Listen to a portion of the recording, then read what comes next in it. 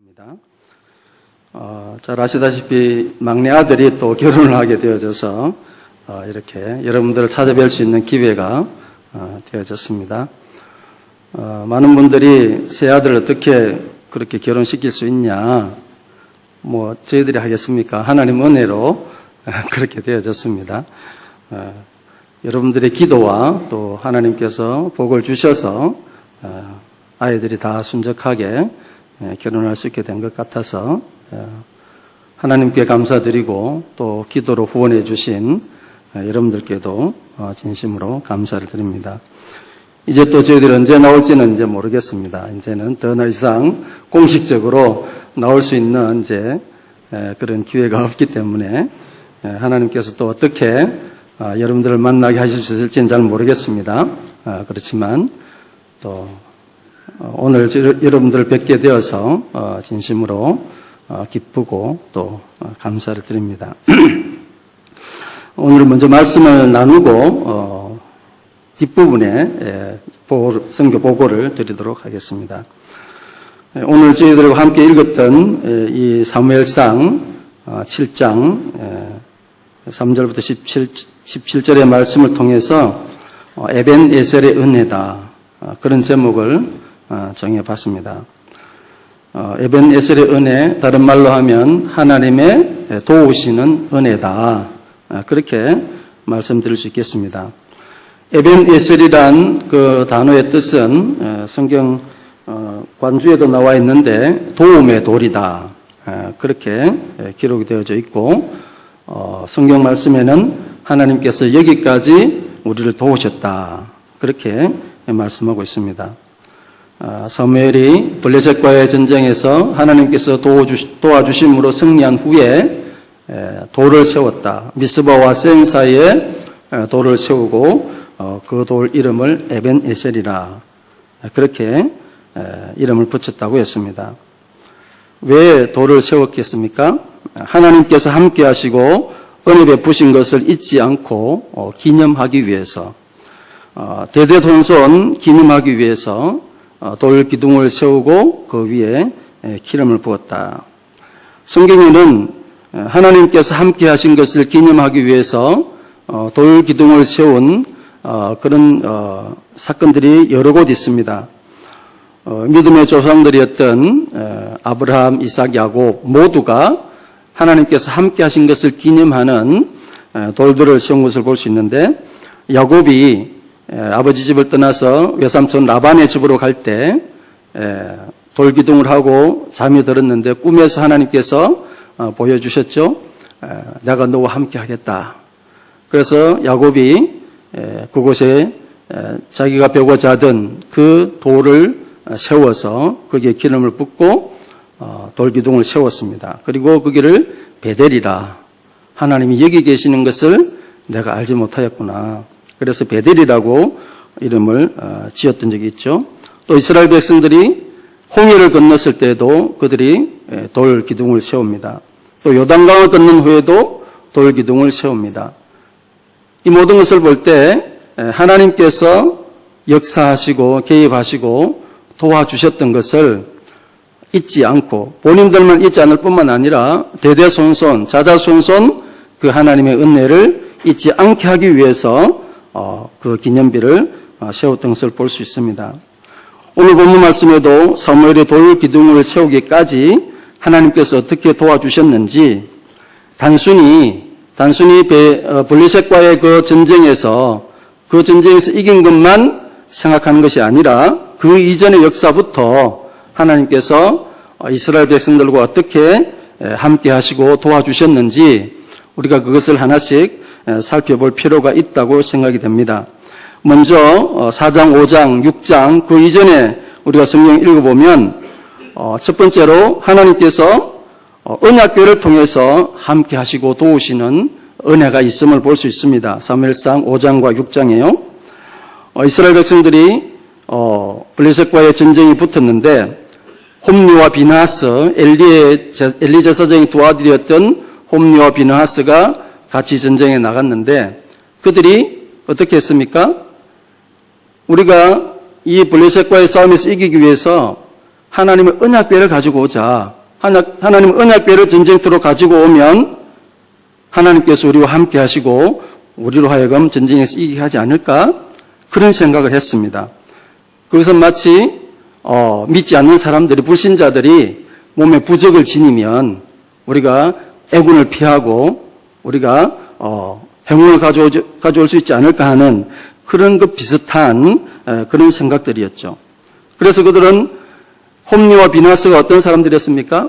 그들이 하나님의 제사를 멸시하고 하나님 앞에서 큰 죄를 짓고 있는 그런 사람들이었는데 단순히 언약궤만 가지고 오면 이길 수 있을 것이라고 그런 생각을 가진 그들이 하나님의 언약궤를 전쟁터에 가지고 와서 앞장 세운다고 해서 그 전쟁에서 이길 수 있겠습니까? 하나님께서 결코 그렇게 하실 수가 없었습니다. 홈리와 비나스가 어떤 사람입니까? 하나님의 제사장들이었는데 제사장이 앞장서서 하나님의 제사를 멸시하고 하나님 앞에 드려야 될 그런 제물의 고기를 먼저 취하고 그래서 사무엘상 3장 20절에 보면 하나님께서 이렇게 말씀하십니다. 나를 경외하는 자를, 나를 존중하는 자를 나도 존중할 것이고 나를 멸시하는 자를 나도 그를 멸시할 것이다. 그렇게 말씀하십니다. 그래서 그들이 비록 언약궤를 앞장 세웠다 할지라도 하나님께서 그들과 함께 하시지 않으셨습니다. 왜냐하면 그들의 삶 자체가 그들이 아무리 언약궤를 앞세운다 할지라도 그들의 삶 자체가 하나님 앞에서 불순종하고 범죄하는 그런 삶이었기 때문에 그런 종교적인 행위를 취한다고 해서 그 전쟁에서 이길 수는 없었던 것입니다. 그렇지만 하나님께서는 그 언약궤를 전쟁에서 패해서 블레셋 사람들에게 빼앗기지 않았습니까?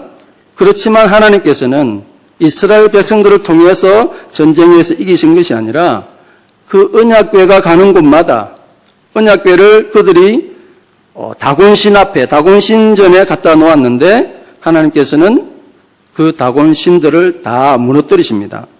몇 번이나 다곤신들이 무너뜨리는 것을 볼 수 있습니다. 이것은 이스라엘 백성들이 전쟁에서 이긴 것이 아니라 하나님께서 홀로 이스라엘 백성들은 전쟁에서 패했을지라도 하나님께서 홀로 싸우시는 그런 모습을 볼 수가 있는 것입니다.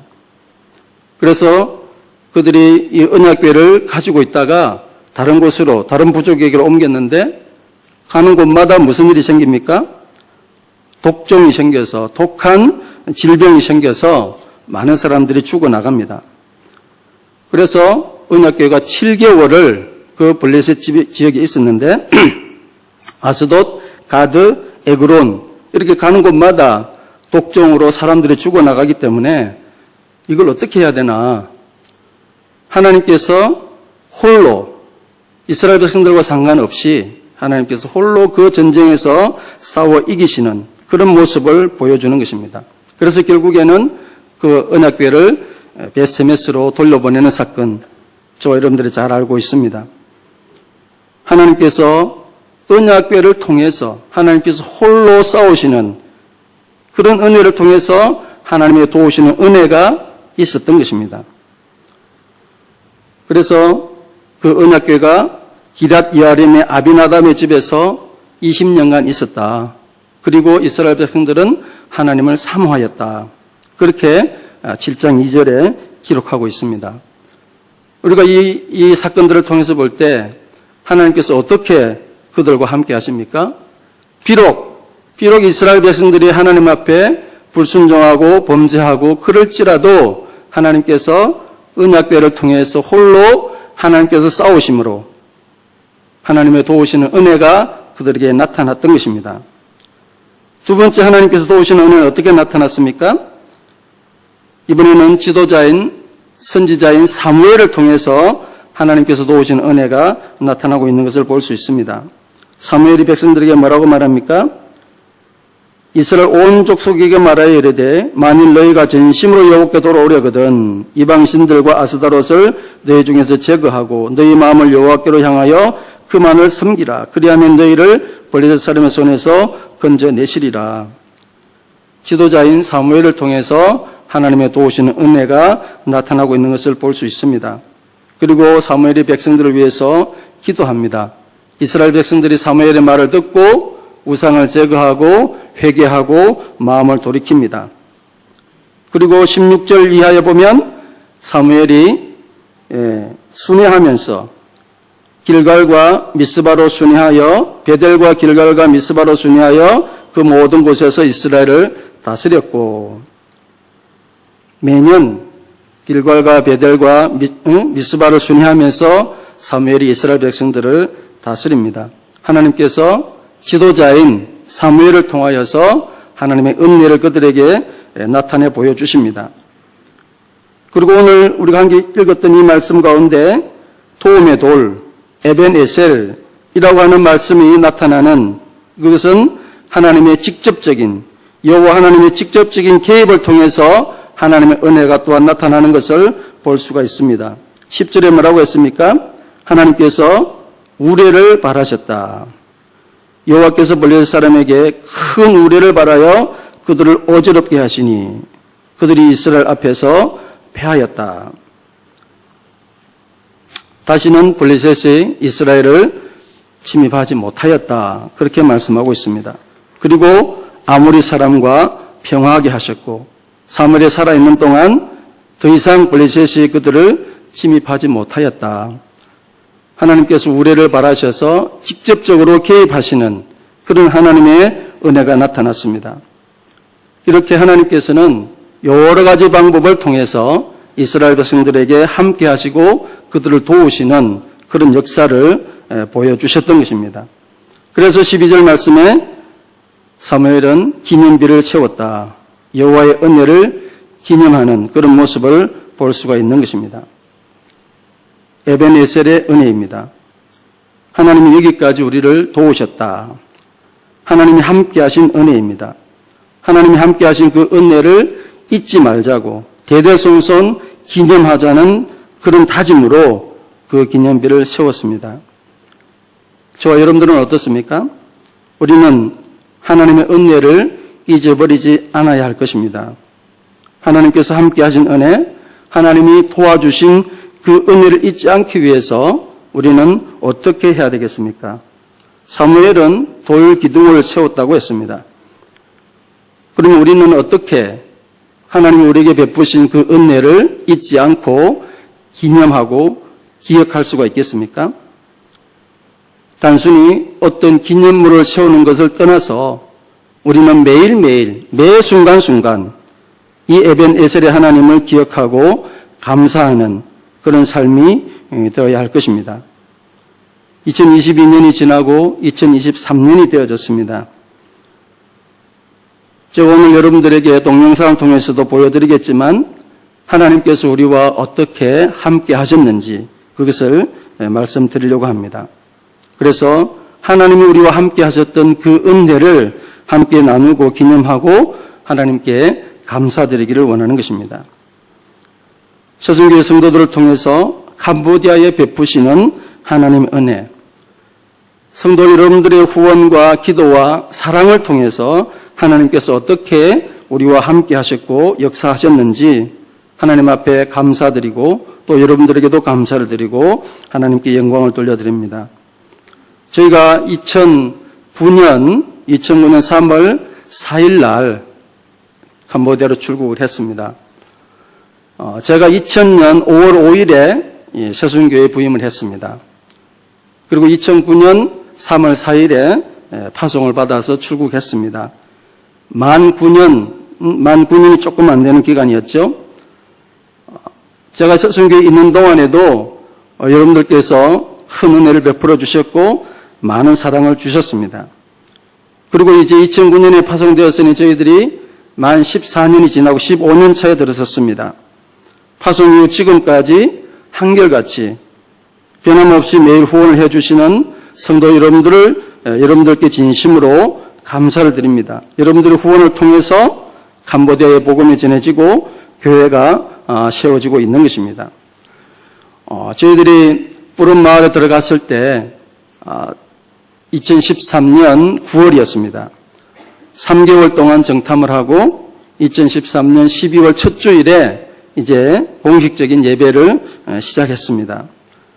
그때는 우리가 예배드리는 그 가정집에 맨 흙바닥이었는데 그곳에 천막을 깔고 예배를 시작했습니다. 그렇게 한 지 3년 후에 후원을 받아서 헌금을 받아서 땅을 구입을 했습니다. 부지 크기가 50m, 60m입니다. 약 900평 정도 되는 그런 땅을 구입했습니다. 땅을 구입해놓고 그때는 논이었습니다. 논을 구입하고 논에 이제 복토를 하고 그리고 계속해서 이제 예배당 건축을 위해서 기도를 했죠. 그리고 4년 후에 땅을 구입한 지 4년 후에 2016년에 땅을 구입했고 2020년 한참 코로나가 유행하고 있을 그때 우리 성도들께서 또 헌금해 주셔서 임시 예배 처소를 지었습니다. 임시 예배 처소는 우리가 잠시 머물 수 있는 그 이전까지는 저희들이 매주 보는편에서 그 예배 처소까지 한 70km 떨어진 곳인데 토요일 가서 다른 집을 하나 얻어서 거기서 잠시 자고 처음에는 그런 것도 없었죠. 주일 아침에 새벽에 일찍이 가서 그곳에 예배드리고 돌아오고 그리고 몇 년 후에는 다른 하나 집을 월세를 하나 얻어서 이제는 토요일에 가서 하루 자고 주일 사역을 하고 돌아오는 그런 일들을 그렇게 하다가 2020년 코로나가 한창일 때 이제 임시 예배 처소를 지었습니다. 그때부터는 제가 거기서 상주하게 되어졌습니다. 저는 그곳에서 주일 예배까지 드리고 이제 수요일 혹은 목요일 감장신 유아교육학과에 제가 어린이 전도 과목일 강의를 하게 되었었습니다. 그래서 거기서 지내다가 수요일 날 내려오고 그리고 강의 마치면 그 다음 날 다시 돌아오고 박갑숙 선교사는 유아교육학과 학과장이기 때문에 월요일부터 목요일까지 강의를 하고 금요일 날 사역지에 와서 토요일 주일 사역을 마치고 주일 오후에 돌아가고 그렇게 지금 사역이 이루어지고 있습니다. 그래서 임시 예배 처소를 지었고 거기서 이제 제가 상주하면서 지내니까 훨씬 더 사역이 조금 더 활발하게 이루어질 수 있게 되어졌습니다. 임시 예배 처소를 짓고 그리고 2년 후에 담장 공사를 할 수 있게 되어졌습니다. 담장 공사가 50m, 60m니까 60m 2개, 50m 2개면 얼마입니까? 220m입니다. 220m 담장 공사가 이제 땅을 구입한 후 4년 후에 그러니까 6년 후가 되겠죠. 4년 후에 임시 예배 처소를 지었고 2년 후에 거기에 이제 담장 공사할 수 있었으니까요. 그리고 담장 공사를 한 후에 얼마 안 있어서 지금 건축 중인 예배당 공사가 시작이 되어졌습니다. 지난 11월 23일부터 예배당 공사가 지금 진행 중에 있습니다. 아마 올해 5월쯤 4월 중순이나 이때쯤 되면 아마 마무리되지 않을까 싶고 한 5월쯤 헌당 예배를 드릴 수 있지 않을까. 현재 예상은 그런데 캄보디아의 여러 가지 사정은 우리가 예상한 대로 잘 되어지지 않거든요. 그래서 정확한 날짜를 지금 말씀드리기는 어렵고요. 아마 5월쯤 되지 않을까 헌당 예배할 수 있는 시기가 그렇게 예상하고 있습니다. 이 모든 일들이 하나님의 은혜로 되어지고 있는 일들입니다. 바로 에베네셀의 그 기념비 같은 그런 담장이고 또 예배당 건축인 것입니다. 우리가 땅이 눈에 보이고 담장도 눈에 보이고 만져지고 또 임시 예배 처소 건물과 또 지금 현재 지어지고 있는 예배당 건축, 이 예배당 같이 눈에 보이는 것도 있지만 그렇지만 더 중요한 것은 눈에 보이지 않는 그리고 만져지지 않지만 매년 매월 매일 조금씩 성장하고 있는 성도들의 믿음이 아니겠습니까?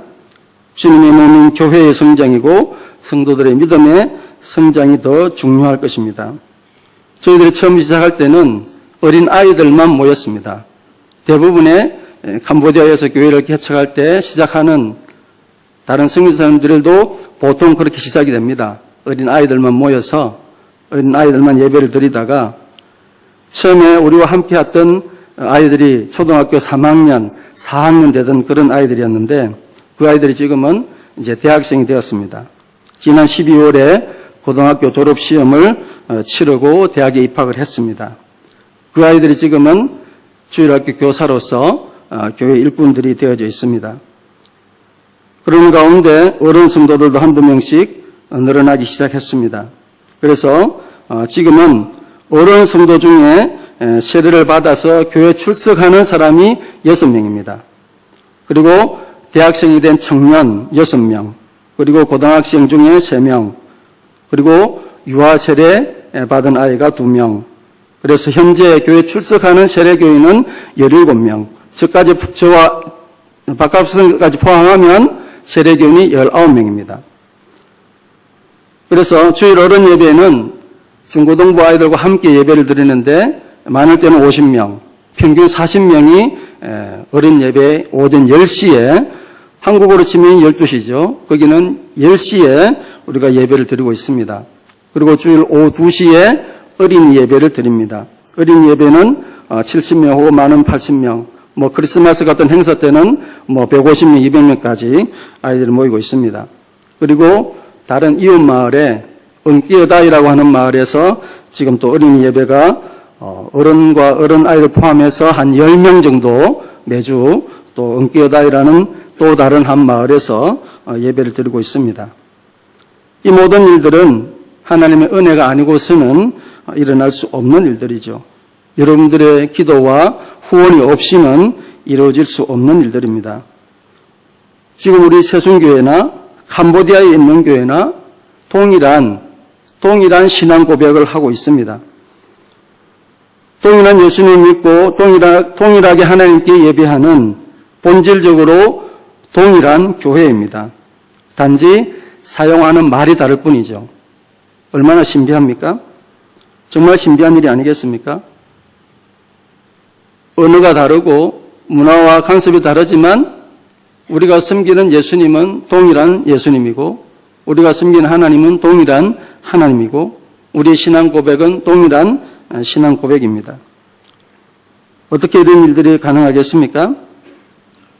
성도 여러분들께서 동일한 믿음으로 동일한 마음으로 하나님을 사랑하시고 또 캄보디아에 있는 그들을 사랑하셔서 그 영혼들을 위해서 눈물을 흘리시고 기도하시고 헌신하신 그 일에 하나님께서 은혜를 베푸셔서 이루어지는 일들인 것입니다. 그리고 여러분들이 헌금하고 후원하시는 캄보디아 장로교 신학교에서도 역시 동일한 일들이 일어나고 있습니다. 올해도 80명 가까운 신입생들이 들어왔습니다. 그중에 유아교육학과 신입학생은 24명입니다. 2004년에 개교한 이후 지금까지 배출된 목사가 43명입니다. 캄보디아 장로교 신학교는 여러분께서 아시는 분도 계시겠지만 캄보디아에 있는 유일한 장로교 신학교입니다.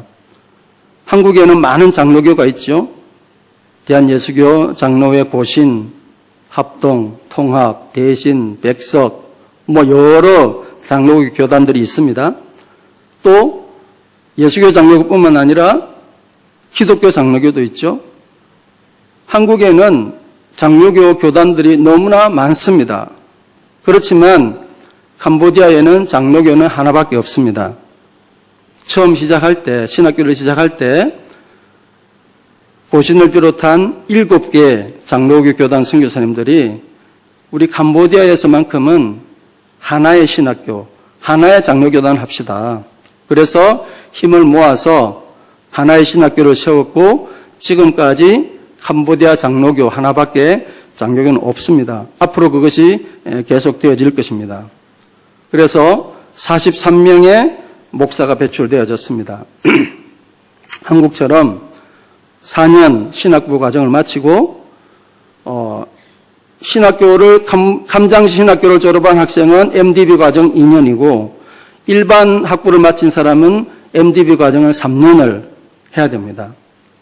그렇게 해서 강도사 과정을 거쳐서 한국의 시스템과 똑같이 해서 지금까지 43명의 목사가 배출되어졌습니다. 그리고 이제 처음에는 한국처럼 장로교 공의회라는 것을 시작했습니다. 그리고 2013년에 장로교 공의회를 조직해서 2013년이 되었을 때 노회로 전환이 되어졌습니다. 캄보디아 장로교 노회가 하나밖에 없기 때문에 지금 동노회라고 합니다. 그래서 노회를 통해서 이제 목사를 안수를 줄 수 있었고, 그리고 7개의 시찰이 지금 조직되어져 있습니다. 캄보디아 전역을 7개 권역으로 나누어서 시찰을 조직했는데, 이제 얼마 가지 않아서 그 시찰들이 하나의 노회로 이제 발전하게 될 것입니다. 그러면 캄보디아도 한국처럼 총회가 조직이 되겠죠. 지금은 노회가 하나밖에 없기 때문에 아직 총회가 안 되었지만 복수 노회가 되어지면 총회가 될 것입니다. 우리가 이제는 그것을 위해서 기도하고 노력하고 있습니다. 작년까지는 한국 선교사들이 노회장을 역임을 했습니다. 그리고 올해 2023년 올해부터 현지인을 노회장으로 세웠습니다. 조금씩 한 걸음씩 현지인들이 이양하기 위해서 현지인 노회장을 세웠고, 부노회장을 세웠는데 한국 사람이 그래도 부노회장을 해야 되겠다. 그래서 그러면 누구를 부노회장으로 세울까? 그동안에 많은 한국 선교사님들이 이제 앞장서서 2003년부터 지금까지 앞장서서 해왔던 그런 한국 선교사님들이 노회장을 역임을 했습니다. 그리고 현지인을 이제 작년에 부노회장이었던 그 현지인 부노회장이 이제 올해 노회장이 되어졌는데, 그렇지만 너무 갑작스럽게 또 모든 것을 넘겨주기에는 아직까지 힘이 부족하기 때문에, 그러면 한국 선교사 중에 누구를 부노회장으로 세울 것인가? 그렇게 그러니까 정경 노회장들이죠. 그분들이 모여서 의논을 하는 가운데 박석주 선교사를 부노회장으로 세우자. 저는 전혀 그런 일에 관심이 없었는데 이 현지인 노회장을 옆에서 잘 보필하고 잘 도와주어서 이 노회가 현지인들에게 잘 이양이 될 수 있도록 징검다리 역할을 해줄 사람이 필요한데, 그래서 선교사님들이 자기들끼리 의논을 해서 저를 부노회장으로 추천을 해서 현재 제가 부노회장으로 노회장 현진 목사님을 옆에서 도와서 그렇게 섬기고 있는 중입니다. 저희들이 계속 기도하고 있는 것은 이 7개 시찰이 이제 노회로 발전을 하고, 각 시찰들이 노회가 되었을 때 그 노회들을 현진 목사님들이 노회장으로 그렇게 섬겨서, 그래서 이제는 명실상부하게 캄보디아 장로교가 총회가 조직되어지고 명실상부하게 자립하고 독립하는 그런 장로교가 되어야 하는데, 그래도 아직은 좀 더 시간이 필요하다. 갑작스럽게 모든 것을 다 넘겨주기에는 아직은 시간이 더 필요한 것이 아니냐. 그렇게 생각이 되어지고 있습니다. 그래서 2024년에는 제가 또 노회장 역할을 해야 되고, 또 이제 현진 부노회장을 세워서 그 사람이 다시 또 노회장이 되고, 그 이후에 또 한국 선교사가 또 부노회장이 되어서 이렇게 계속 시간을 두고 교차하면서 조금씩 현지인들에게 넘겨주기 위한 그런 작업들을 하고 있는 것입니다. 그렇게 해서 캄보디아 장로교 신학교가 운영이 되어져 있고, 박갑숙 선교사는 앞에 말씀드린 대로 유아교육학과 학과장입니다. 캄장신에 처음에는 유아교육학과가 없었습니다. 저희들이 2009년에 들어가서 몇 년 지난 후에 2013년이 되었을 때, 그때는 전호진 목사님께서 총장으로 계셨을 때입니다. 전호진 총장님께서 캄보디아 현지를 봤을 때 지금 어른들 전도하기 어렵고 또 청년들 전도해도 잘 안 되고 그러니까 아주 어릴 때부터 신앙교육을 하는 것이 필요한데 그러기 위해서는 유치원이 필요하다. 유치원을 세우기 위해서는 유아교육학과가 개설이 돼야 되는데 전우진 목사님께서 이렇게 여러 사람들을 알아보셨나 봅니다. 유아교육학과 학위 가진 사람이 누가 있냐. 선교사들 중에 찾아도 찾을 수가 없었어요. 그런데 우리 교단 목사님인 지금 학장으로 섬기고 있는 이은수 목사님이 저희들이 제 아내 박갑수 선교사가 유아교육학과 석사학위가 있다는 걸 알고 컨택이 되어졌습니다. 그리고 우리 감장신의 유아교육학과를 좀 설치를 해야 되겠다. 그런데 그 전에 하나님께서 박갑수 선교사에게 어떤 비전을 주셨냐면 2년 전부터 그렇게 컨택이 되기 2년 전부터 하나님 박갑수 선교사가 기도한 것입니다. 감장신에 유아교육학과가 있어야 합니다. 이쪽 학교하고는 아무 연락 없이 그냥 혼자서 감장신에 유아교육학과가 있어야 되겠다고 기도를 했습니다. 2년 동안 기도했는데 2년 후에 하나님께서 연결이 되어지게 해주셨습니다. 그래서 2013년 9월부터 그 당시에 제가 옆에서 지켜봤기 때문에 너무 잘 알죠. 유아교육을 할 수 있는 자료가 아무것도 없었습니다. 학과 자체가 없었기 때문에. 그런데 혼자서 그것을 설치하기 위해서 모든 자료를 준비를 해야 됐는데 교재들을 다 한국어로 된 교재들을 번역을 해야 되지 않겠습니까? 그런데 지금 그 당시에 번역을 할 만한 그런 언어 실력이 되지 않았습니다. 그런데 하나님께서 한 사람을 붙여주셨습니다.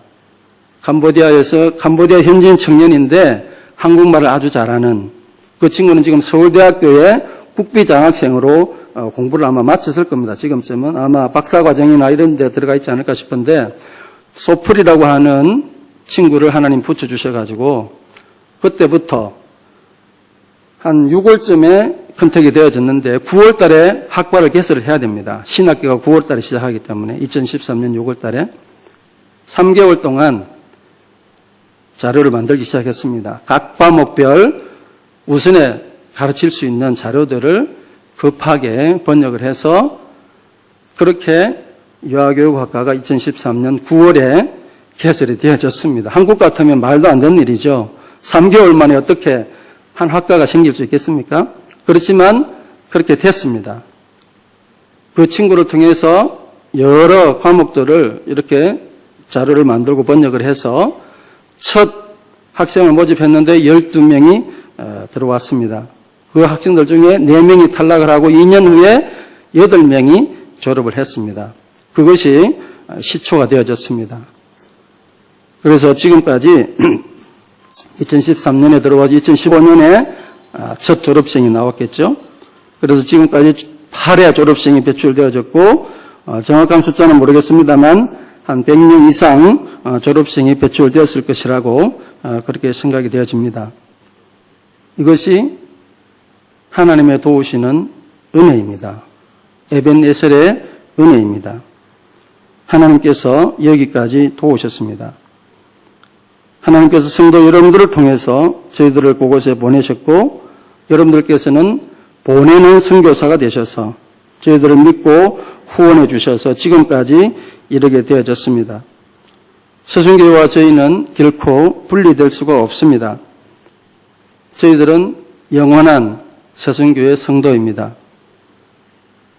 그렇지 않습니까?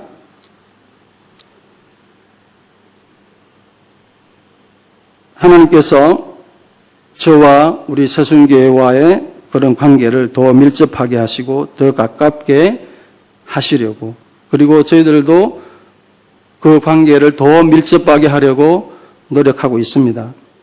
저희들도 우리 서순교회 소식들을 매주 주보를 통해서 보고 있습니다.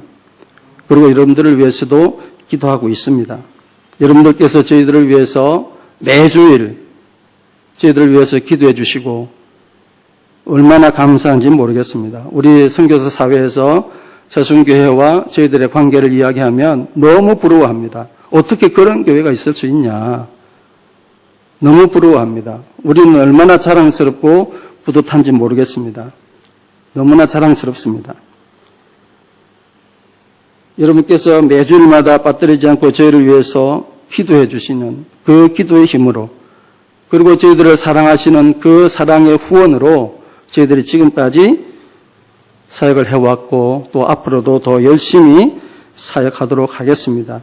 그것이 여러분들의 그 사랑과 기도와 후원이 우리 선교 사역의 원동력입니다. 이제 예배당 건축이 되면 헌당 예배를 드릴 때 목사님과 성도님들 오셔서 함께 기뻐하고 감사하고 에베네셀의 하나님께 영광 돌려드릴 수 있기를 바랍니다.